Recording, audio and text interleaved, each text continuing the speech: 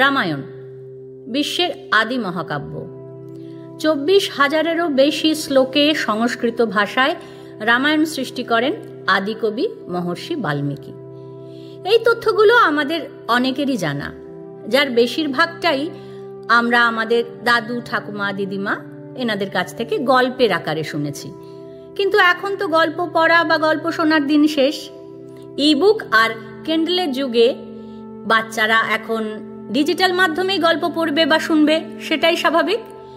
তাই যুগের বাস্তব অগ্রগতি মেনে ভাষা ও ভবিষ্যৎ চ্যানেল ডিজিটাল মাধ্যমে আমাদের ভবিষ্যৎ প্রজন্মকে উপহার দিতে চায় আমাদের গর্বের মহাকাব্যের এক যুগোপযোগী আপাত সহজবোধ্য রূপ, যা মূল বাল্মীকি রামায়ণকেই গল্পের আকারে বলার চেষ্টা করা হয়েছে।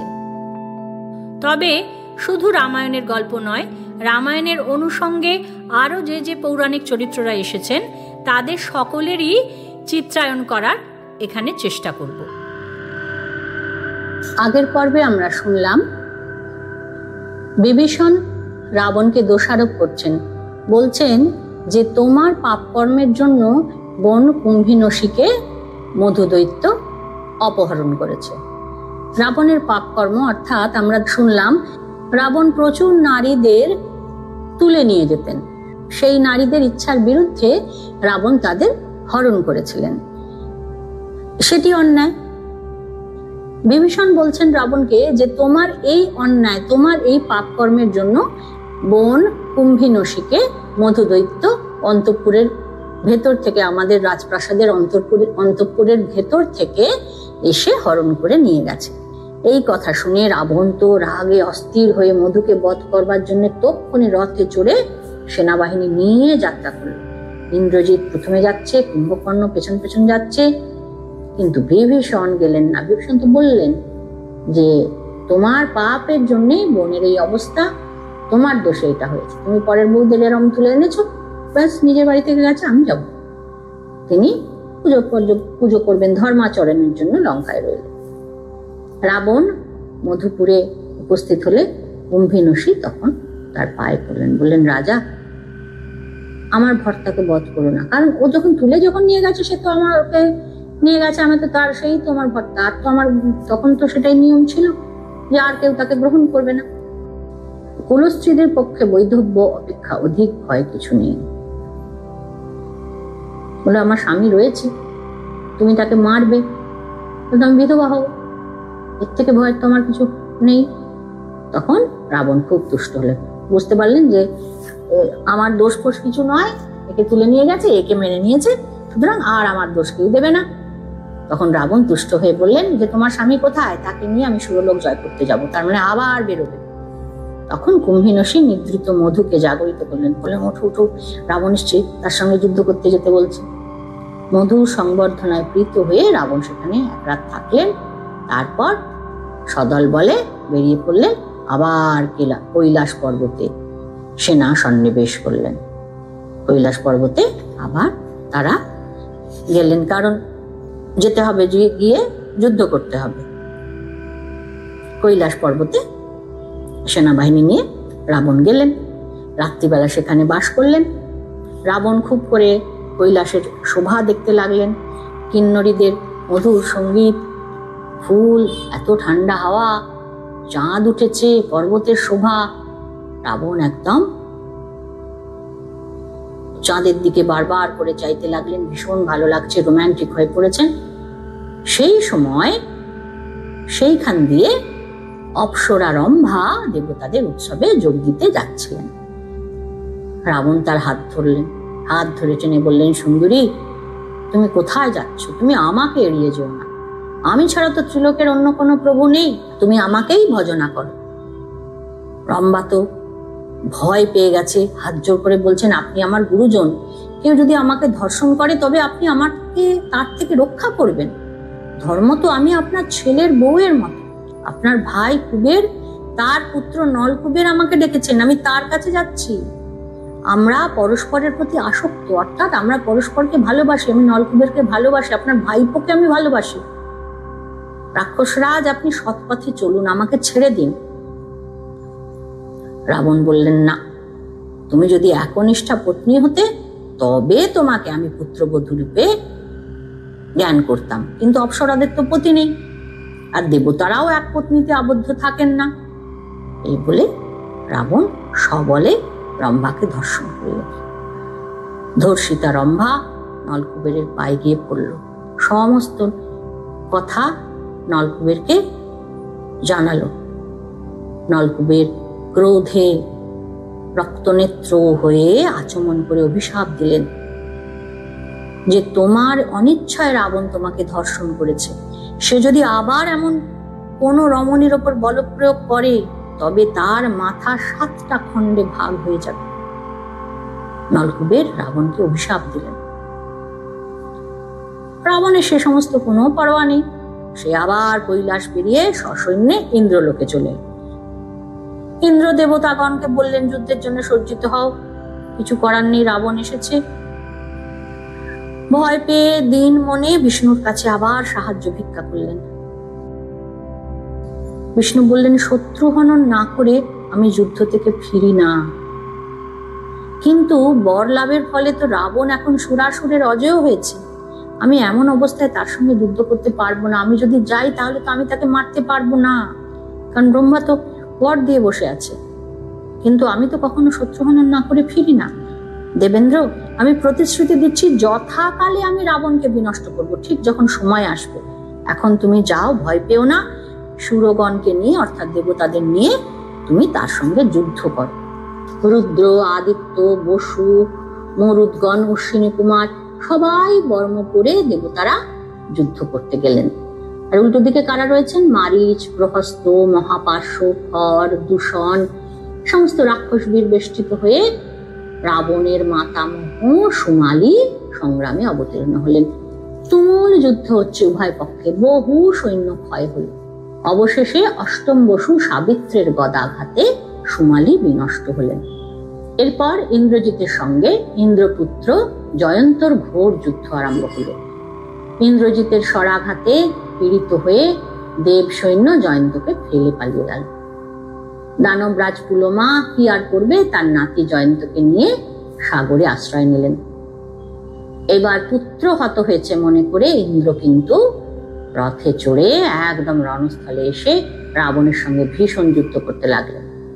বহু রাক্ষস নিহত হচ্ছে দেখে রাবণ তার সারথীকে আজ্ঞা দিলেন, শত্রু বাহিনীর মধ্যে গিয়ে শেষ পর্যন্ত রথ চালনা করো। আমরা এখন নন্দনকাননে আছি, তুমি উদয় পর্বতে রথ নিয়ে চলো। এইবার রাবণের অভিপ্রায় তো বুঝতে পারছে ইন্দ্র। বলো, দেবগণ তোমরা এগিয়ে যাও, গিয়ে জীবিত রাবণকে ধরবার চেষ্টা করো। ওকে বধ করা অসাধ্য, কিন্তু ওকে ধরতে হবে। ইন্দ্রের সৈন্যে রাবণ বেষ্টিত হয়ে আছেন দেখে রাক্ষস আর দানবগণ হাহাকার করে উঠল। ইন্দ্রজিৎ মায়ার প্রভাবে অদৃশ্য হয়ে আকাশ থেকে ইন্দ্রের প্রতি স্বরবর্ষণ করতে লাগলেন। অবশেষে তিনি মায়া বলে দেবরাজকে বন্ধন করে রাবণের কাছে এনে বললেন, পিতা, সুরসৈন্য আর ত্রিলোকের যিনি প্রভু সেই ইন্দ্রকে আমি ধরে এনেছি। আর যুদ্ধের কি প্রয়োজন? আপনি এখন ত্রিলোকের ঐশ্বর্য যথেচ্ছ ভোগ করুন। পুত্রকে সাদরে অভিনন্দিত করে রাবণ বললেন, তুমি ইন্দ্রকে নিয়ে সসৈন্যে লঙ্কায় যাও, আমিও সচিবদের সঙ্গে শীঘ্রই ফিরে যাচ্ছি। রাবণ লঙ্কায় এলে প্রজাপতি ব্রহ্মাকে অগ্রবর্তী করে দেবগণ সেখানে উপস্থিত হলেন। ব্রহ্মা অন্তরিক্ষ থেকে বললেন যে, বৎস রাবণ, সংগ্রামে তোমার পুত্রের কীর্তি দেখে আমি তুষ্ট হয়েছি। তার বিক্রম তোমারই তুল্য বা আরো বেশিও হতে পারে। তার বিক্রম তোমার থেকে, সে ইন্দ্রজিৎ নামে জগতে খ্যাত হবে। তুমি ত্রিলোক জয় করেছো, প্রতিজ্ঞা সফল করেছো। এখন তুমি দেবরাজকে মুক্তি দাও আর বলো যে দেবগণ তোমাকে কি দেবেন তার পরিবর্তে। ইন্দ্রজিৎ বললেন, যদি ইন্দ্রের মুক্তি চান তাহলে আমাকে অমরত্ব দিন। আমি তো ইন্দ্রকে বেঁধেছি, আমাকে অমরত্ব দিন। ব্রহ্মা বললেন, পৃথিবীতে কোনো প্রাণী সর্বতোভাবে অমরত্ব পেতে পারে না, তুমি আর কিছু চাও। ইন্দ্রজিৎ বললেন, তবে এই বরদিন, যখন আমি যথাবিধি অগ্নির পূজা করে সংগ্রামে যাব, তখন আমার জন্য অগ্নি থেকে অশ্ব সমেত রথ উঠে আসবে, আর সেই রথে আমি যতক্ষণ যুদ্ধ করব আমি অবদ্ধ হব। সেই রথে থাকলে আমি অবদ্ধ হব। আর যদি অগ্নি পূজার জপ, হোম এগুলো শেষ না করেই আমাকে যুদ্ধযাত্রা করতে হয়, তবেই আমি বদ্ধ হব। লোকে তপস্যার ফলস্বরূপ অমরত্ব চায়, আমি বিক্রম দিয়ে তা পেতে ইচ্ছা করি। ব্রহ্মা ইন্দ্রজিৎকে তার অভীষ্ট বর দিলেন। ইন্দ্র মুক্তি লাভ করে দেবতাদের সঙ্গে প্রস্থান করলেন স্বর্গলোক। এই যে অভিশাপগুলো, এই যে বরগুলো আমরা এখন জানতে পারছি, এগুলো কিন্তু প্রত্যেকটা দেখেছি তারা সব স্মরণে রেখেছেন, এগুলো হয়েছে। যেমন এর আগে দেখলাম আমরা যে রাবণকে অভিশাপ দিলেন নলকূপের, যে তিনি যদি আর কখনো কোনো মহিলাকে, কোনো স্ত্রীলোকের ইচ্ছের বিরুদ্ধে বল প্রয়োগ করেন, তাহলে রাবণের মাথা 7 টুকরো হয়ে যাবে তক্ষুনি।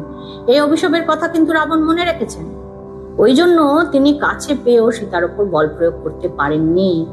তিনি জানতেন যে তাহলেই তার সর্বনাশ।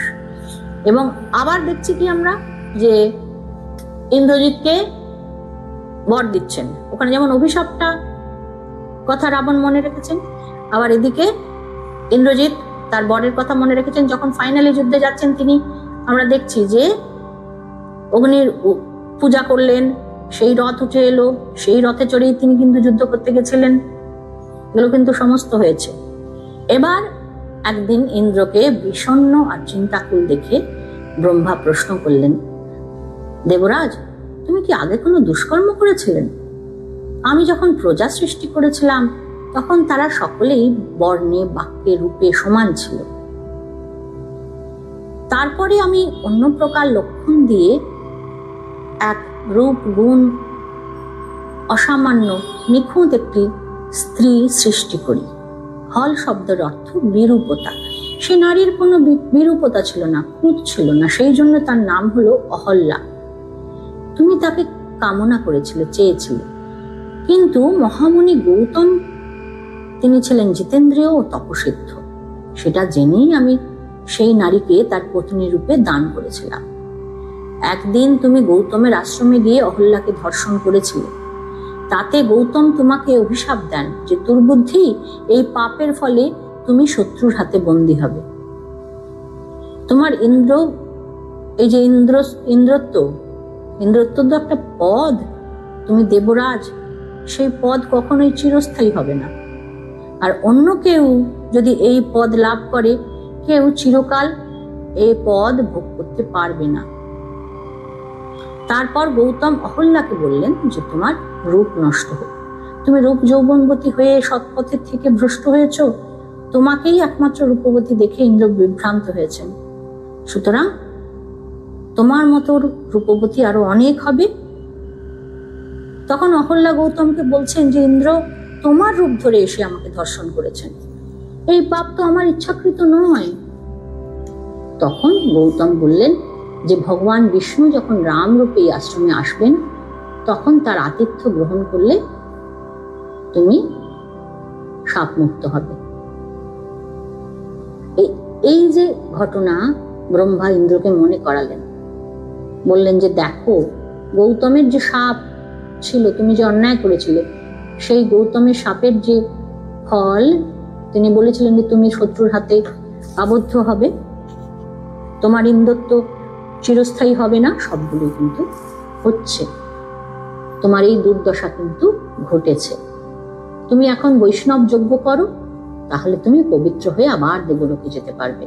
আর তোমার পুত্র জীবিত আছে, তুমি চিন্তা করো না। সে তার মাতামহ, মানে মায়ের বাবা, তাকে সমুদ্রে রেখেছেন, তুমি বৈষ্ণব যজ্ঞ করো। ব্রহ্মার উপদেশে ইন্দ্র বৈষ্ণব যজ্ঞ করলেন, করে তিনি আবার গেলেন দেবলোকে রাজ্য শাসন করতে। এইভাবে রামের সমস্ত প্রশ্নের তিনি উত্তর দিলেন। তিনি অর্থাৎ অগস্ত্য মুনি, তিনি সব প্রশ্নের উত্তর দিলেন আস্তে আস্তে আস্তে আস্তে। এবার রাম, লক্ষ্মণ, সভায় আরো যারা বানর ছিল, রাক্ষসরা ছিল, তারা সবাই আশ্চর্য হচ্ছেন। বিভীষণ বলছেন, কি আশ্চর্য, আগের ঘটনাগুলো সব আজ আমার আবার স্মরণ হলো, কি কি ঘটেছিল, সমস্ত কি কি ঘটেছিল ইনফরমেশন গুলো আস্তে আস্তে সব রিভিল করছেন। অগস্ত্য তো সব বলছেন যে কি কারণে কি হয়েছে, এই কারণে এটা হয়েছে, এই কারণে এটা হয়েছে। খুব অবাক লাগছে ওদের। রাম তখন জিজ্ঞাসা করলেন, রাবণ যখন অত্যাচার করে বেড়াতেন সারা পৃথিবী জুড়ে, তখন কি জগতে আর কোনো বীর ছিল না? রাবণকে ঠেকাবার মতো কোনো বীর কি সারা পৃথিবীতে ছিল না? রাম এটা জানতে চাইলেন অগস্ত্যের কাছে। অগস্ত্য এসে বললেন যে রাজাদের নির্জিত করে রাবণ সর্বত্র বিচরণ করতেন। শোনো, একটা ঘটনা শোনো বলে আবার একটা কাহিনী বলতে শুরু করলেন। সেই কাহিনী হলো কার্তবীর্যার্জুনের। অগস্ত্য হেসে বললেন, রাজাদের নির্জিত করে রাবণ সর্বত্র বিচরণ করতেন। একদিন তিনি স্বর্গপুরী তুল্য মাহিষ্মতি, এই মাহিষ্মতি কিন্তু সেই মাহিষ্মতি নয় যেটা ভাবছি, এই মাহিষ্মতি হলো হৈহয়ের রাজধানী। হৈহয় বলে এক প্রদেশ ছিল জব্বলপুরের দক্ষিণে। সেই মাহিষ্মতি নগরীতে এসে হৈহয় রাজ অর্জুন, ইনি হলেন কার্তবীর্যার্জুন। তিনি দত্তাত্রেয় মুনির বরে 1000 হাত সহস্র বাহু লাভ করেন। সেখানে এসে সেই অর্জুনের অমাত্যদের রাবণ জিজ্ঞাসা করলেন যে তোমাদের রাজা কোথায় গো, বলো তো তোমাদের রাজা কোথায়? অমাত্যরা বললেন যে তিনি পত্নীদের সঙ্গে নিয়ে নর্মদায় জলবিহার করছেন। রাবণ বিন্ধ্য পর্বতে গেলেন, গিয়ে দেখলেন যে সেই বিন্ধ্য পর্বত থেকে জলপ্রপাত, শীতল জলরাশি পড়ছে, দারুণ সুন্দর। তার নিনাদ যেন পর্বতের অট্টহাস্য, স্ফটিকের মতন জল বিন্ধ্যগিরি পর্বত থেকে অনন্ত নাগের মতন লাফিয়ে পড়ছে। হিমালয়ের মতো সুন্দর বহু কন্দরময় এই পর্বত। রাবণ পশ্চিম সমুদ্রগামিনী পুণ্যতোয়া নর্মদায় অবগাহন করলেন এবং রমণীয় সেই নদীর পুলিনে বসে সজীবদের বললেন যে এই নদী গঙ্গা, তোমরা রাজাদের সঙ্গে যুদ্ধে ক্ষতবিক্ষত হয়েছ, এখন এই সুখদা নর্মদায় স্নান করে শুদ্ধ হও। আমি এর শরদিন্দু তুল্য শুভ্র পুলিনে বসে মহাদেবকে পুষ্প উপহার দেব, মানে পুজো করব, চান করে মহাদেবের পুজো করবো। এটাই হলো আসল কথা। সুন্দর নর্মদার জল খুব ভালো লেগেছে, চান করে মহাদেবকে পুজো করব। স্নানের পর রাক্ষসরা ফুল নিয়ে এলো, পুষ্প সংগ্রহ করে স্তূপাকার করলেন, প্রচুর ফুল নিয়ে এলেন রাক্ষসরা। বালুকা বেদির উপর স্বর্ণময় শিবলিঙ্গ স্থাপন করে রাবণ সচন্দন পুষ্প দিয়ে অর্চনা করলেন এবং তারপর হস্ত প্রসারিত করে নৃত্য করতে লাগলেন। খুব সুন্দর নাচ। রাবণ সবকিছুই পারতেন। রাবণ খুব ভালো বীণা বাজাতে পারতেন, ভালো গান গাইতে পারতেন, নাচতে পারতেন, অনেক গুণ ছিল রাবণের, কিন্তু বদগুণ বেশি ছিল এবং এত মারাত্মক বদগুণ ছিল যার জন্য এই সব সদ্গুণগুলো চাপা পড়ে গিয়েছিল। যাই হোক, রাবণ খুব আনন্দে পুজো করে নাচ গান করছে। এইবার অদূরে ওই কার্তবীর্যার্জুন, সে তার বউদের নিয়ে জলক্রীড়া করছে। সে নিজের শক্তি পরীক্ষার জন্য তার ওই 1000 হাত ছিল, ওই 1000 হাত দিয়ে নর্মদার স্রোত রুদ্ধ করলেন।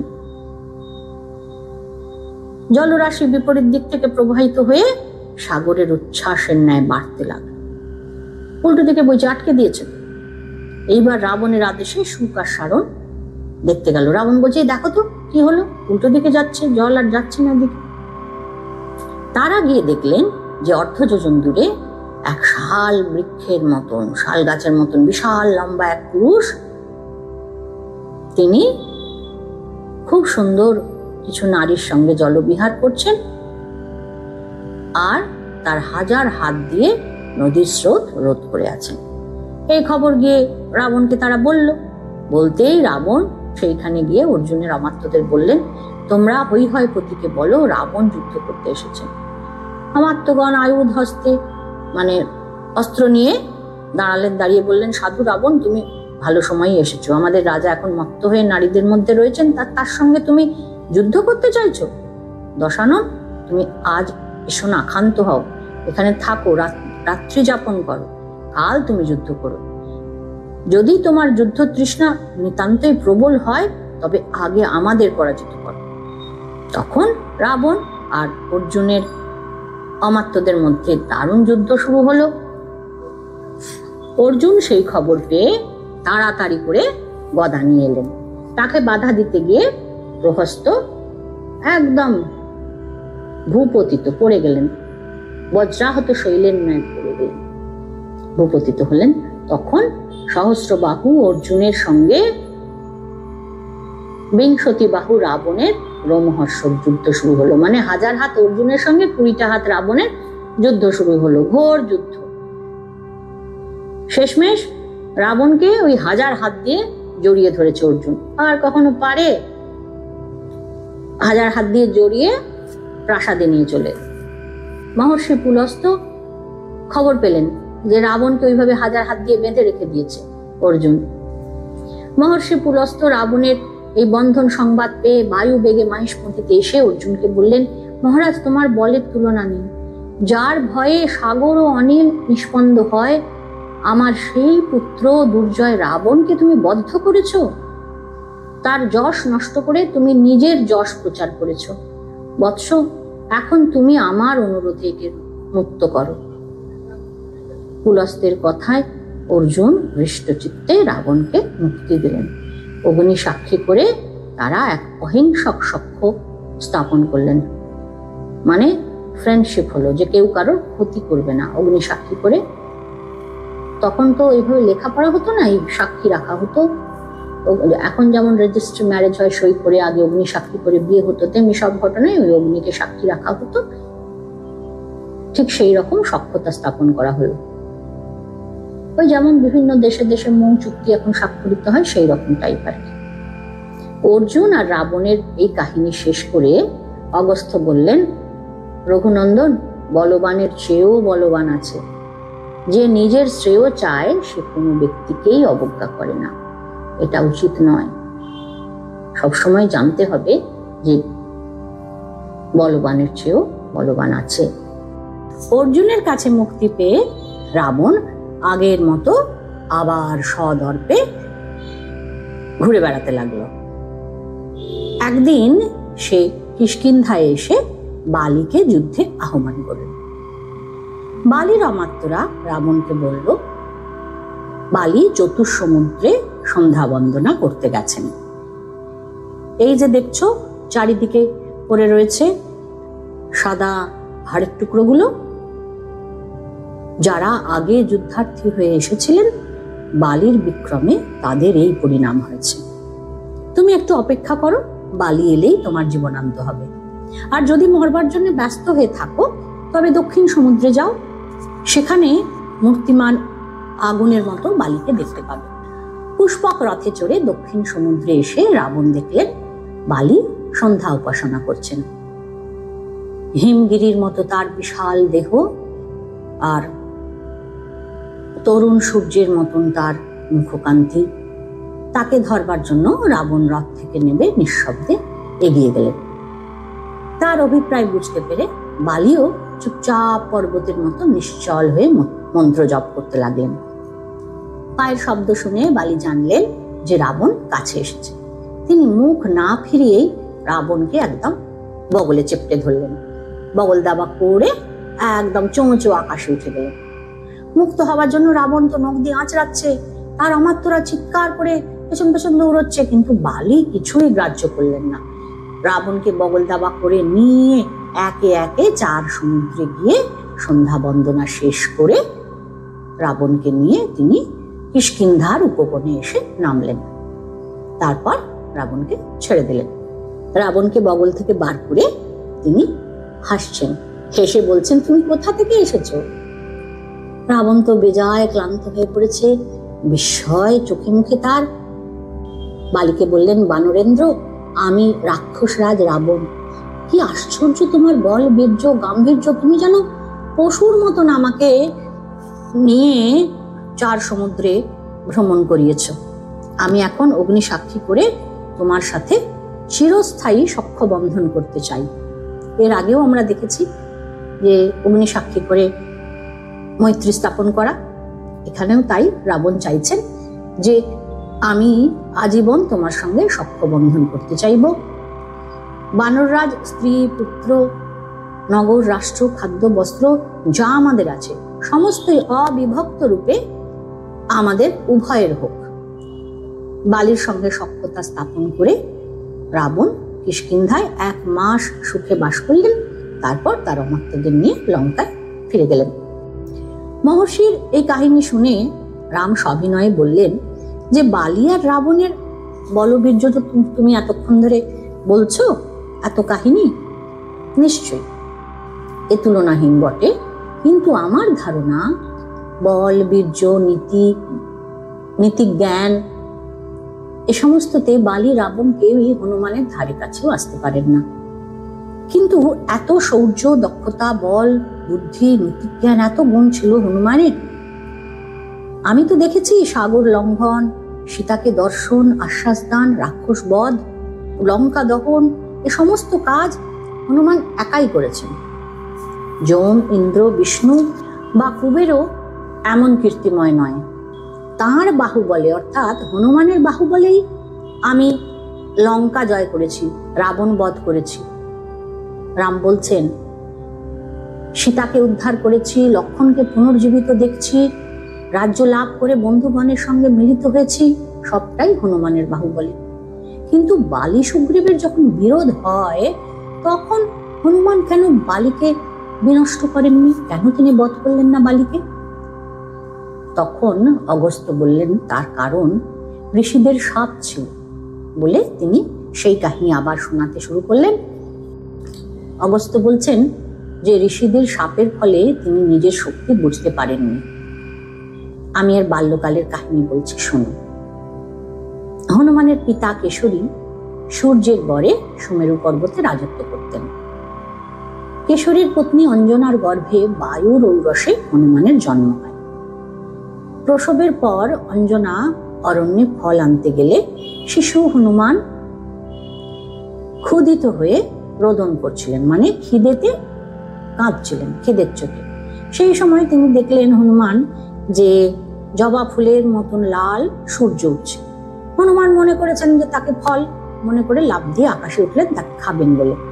এইবার পুত্রকে সূর্যের তাপ থেকে রক্ষা করবার জন্য বায়ু কি করলেন, তুষার শীতল হয়ে বইতে লাগলেন, মানে একদম ঠান্ডা স্রোত বইছে বায়ুর। এইবার হনুমান তো সহস্র যোজন উঠে গেছে, হনুমানের খিদে পেয়েছে, সূর্যের কাছে চলে এসছেন।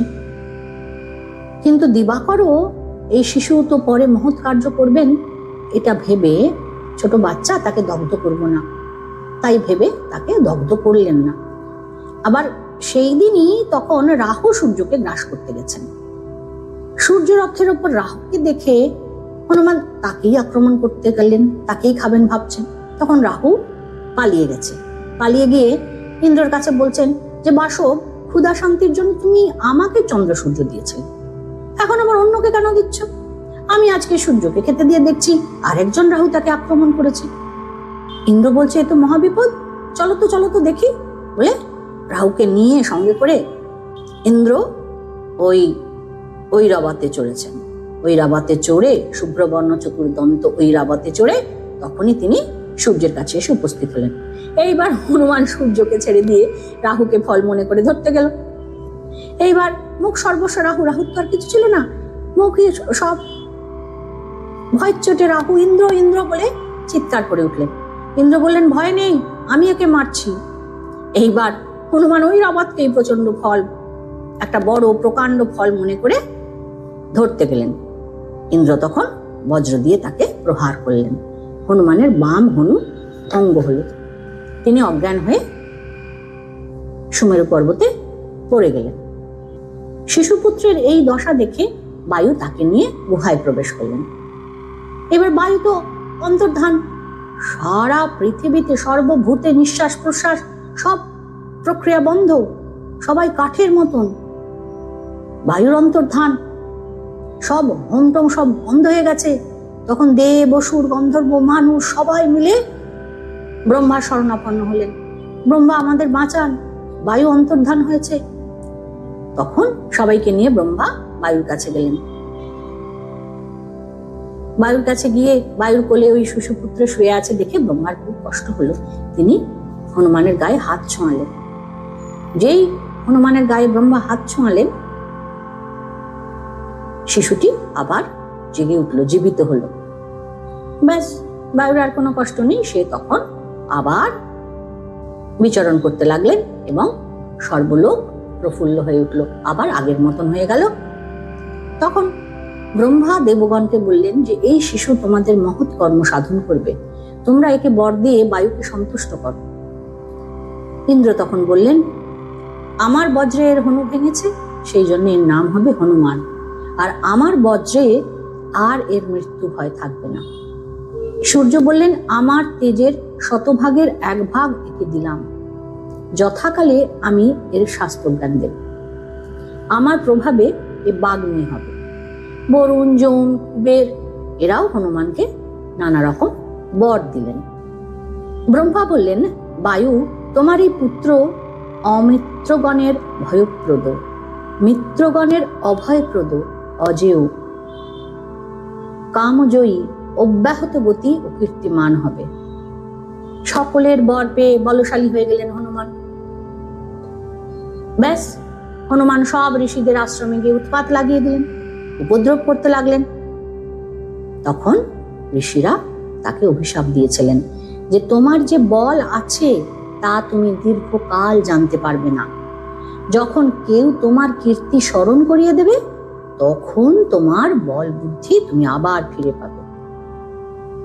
এই অভিশাপের পর থেকে হনুমান শান্তভাবে আশ্রমে বিচরণ করতে লাগলেন। তার ফলে কি হলো, বালির সঙ্গে যখন সুগ্রীবের শত্রুতা হয়, তখন কিন্তু হনুমান নিজের বলের বুঝতেন না, জানতেন না, তিনি ভুলে গিয়েছিলেন নিজের বলের কথা। ইনি সর্বশাস্ত্রে পারদর্শী, পরাক্রম, উৎসাহ, বুদ্ধি, মাধুর্য, চতুরতা প্রভৃতি গুণে হনুমান অদ্বিতীয়। যদি কারো রামায়ণের এই গল্পগুলো শুনতে ভালো লাগে, তাহলে চ্যানেলটাকে সাবস্ক্রাইব করবেন আর ভিডিওটাতে লাইক করবেন, ভিডিওটা শেয়ার করবেন। পরের পর্বে আমরা আরও খানিকটা রামায়ণের গল্প শুনব, আরও রামায়ণের চরিত্রদের সঙ্গে পরিচিত হব। আমি তানিয়া আবার আসব রামায়ণের গল্প আর রামায়ণের চরিত্রদের নিয়ে।